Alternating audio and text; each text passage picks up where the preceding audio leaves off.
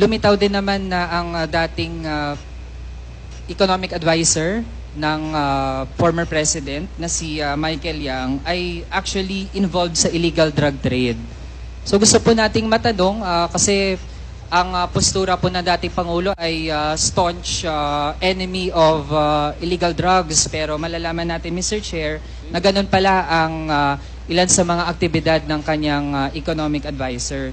So gusto po nating malaman, alam din po ba yon ng dating Pangulo na mismo economic advisor niya ay involved sa illegal drug trade?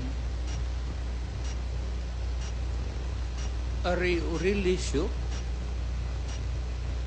We had lots of evidence po dito sa hearings sa Kamara. Produce one now. The records of the House of Representatives can suffice. He's going around until now and making friends with everybody. Lahat ng mayor yan dinedicate. Ganon ang mga in-check. Lahat ng businessmen sa China, mainland China, pag nagdegosyo, nagdidikit yan ng mga politiko, especially the mayor. Hindi ako namimili kasi lulo ko in-check eh.